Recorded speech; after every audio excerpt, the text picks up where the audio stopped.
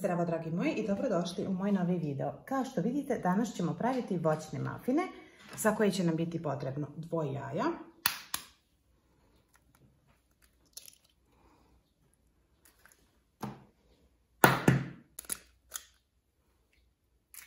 u 2 jaja dodat ćemo šećer u prahu i to ćemo smiksati.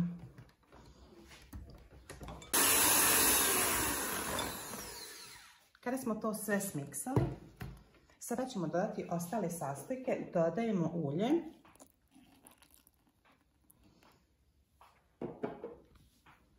jogurt, vanilin šećer,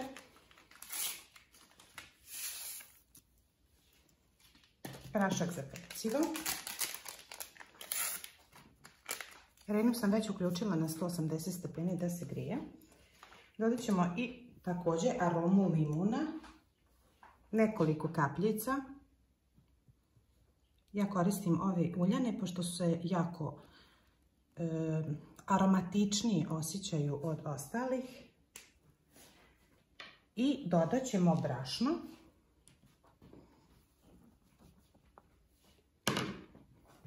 Sve to da sjedinimo opet.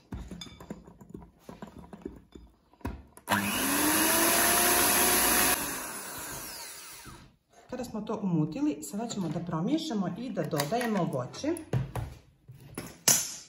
Vi možete voće po želji. Ja sad imam borovnice, ali one su jako sitne jer su to borovnice iz tegle.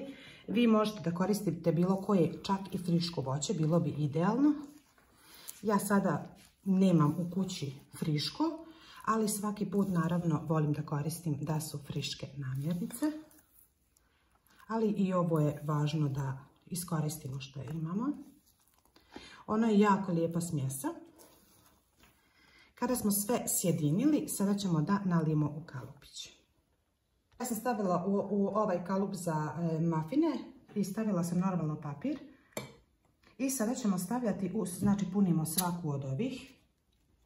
Prvo ćemo stavljati po 1 kašiku, vidjet ćemo koliko imamo smjese. I ostatak ćemo dodati. Ali uvijek prvo stavim po 1 kašiku da bi bilo jednako u svakoj korpici. Ovo tako dobro miriše. Znači ne mogu vam opisati. Ovo moramo da sklonimo da to ne bi zagorjelo.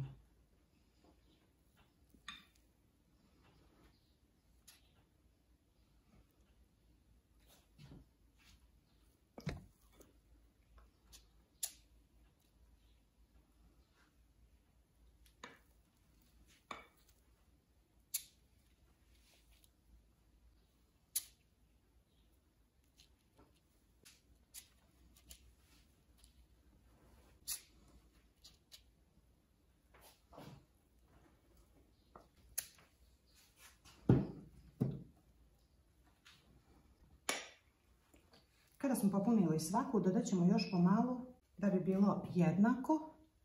Neke sam kašike malo punije stavila pa su neke košarice punije. Sad možemo da domirimo u ove. Mada ne bi trebalo do kraja da napunimo zato što one bi trebali da narastu, naravno. Vi voće možete da stavite i odozgo. Ako ne stavljate u smjesu, možete odozgo da ga stavite, ono će svakako malo da padne. Ali ja stavim unutra kako bi ga imala u cijelom testu. Naše mafine idu da se peku na 180 stepeni oko 30 minuta.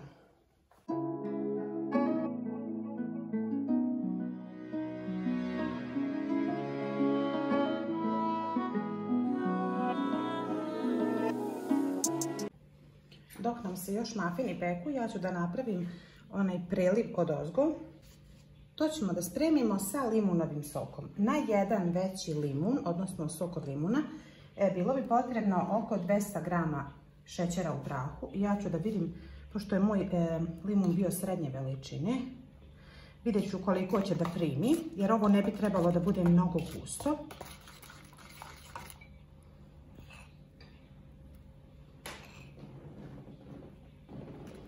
I ovi mafini ne bi trebali da budu mnogo slatki, zato što su voćni.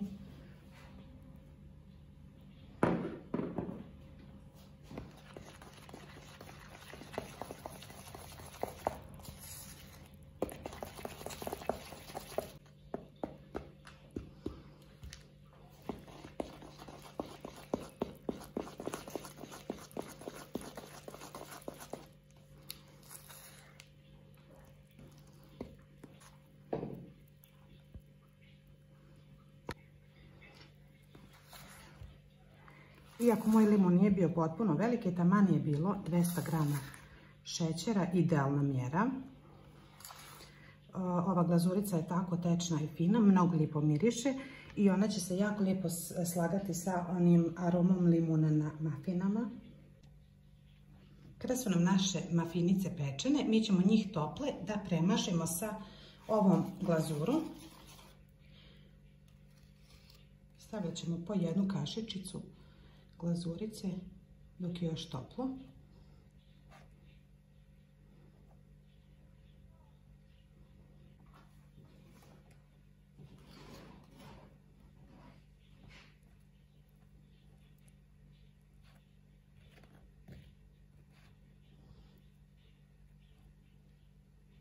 Lagano je premažite, iako malo iscure, to nema veze, važno je dok je toplo da se šećer rastopi na njima i prilikom hlađenja on će ostati hrskav i lijep. A što vam, ako nećete da vam ide po kalupu, možete da mafine izvadite i stavite na neku tacnu ili tako nešto. Meni to iskreno ne smeta, to sve može da se opere.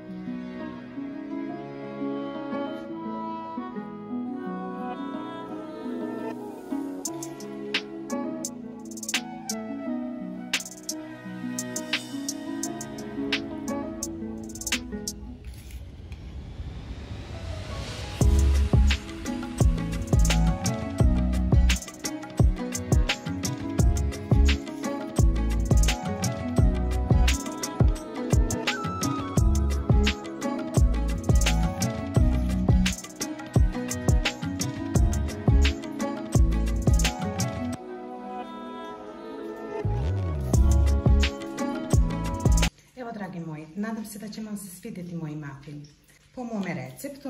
Ako vam se video sviđa, pretplatite se na moj kanal, a mi se vidimo u nekom novom videu.